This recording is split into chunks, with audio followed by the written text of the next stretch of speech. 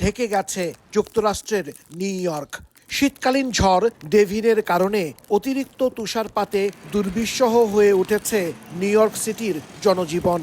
ঝড়ের প্রভাবে দেশ জুড়ে বিমান চলাচলে বড় ধরনের বিপর্যয় দেখা দিয়েছে। ফ্লাইট ট্র্যাকিং সংস্থা ফ্লাইট অ্যাওয়ারের তথ্য বলছে, শুক্রবার বিকেল পর্যন্ত যুক্তরাষ্ট্রে ১৫০০-এর বেশি ফ্লাইট বাতিল এবং প্রায় ৭,০০০ বিলম্বিত হয়। ছুটির ব্যস্ত সময়ে এই ধাক্কায় সবচেয়ে বেশি ভোগান্তিতে পড়েন ভ্রমণরত যাত্রীরা।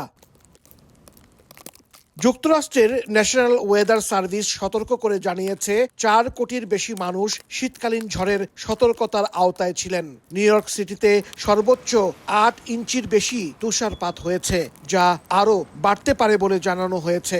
এ অবস্থায় নিউ ইয়র্কের জন এফ কেনেডি ও লাগোর্ডিয়া বিমানবন্দর এবং নিউ জার্সির নিউয়ার্ক লিবার্টি বিমানবন্দর আগেই যাত্রীদের বিলম্ব ও বাতিলের সতর্কতা দেয়। নিউ ইয়র্ক শহর এবং নিউ ইয়র্ক অঙ্গরাজ্য সহ এই পূর্ব উপকূলীয় অঞ্চল এখন শুভ্র চাদরে ঢাকা।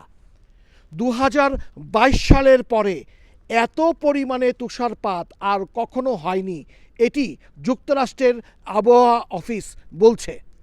এখন এই অঞ্চলের মানুষ এই প্রাকৃতিক দুর্যোগ কিভাবে মোকাবেলা করবে সেটি দেখার বিষয়।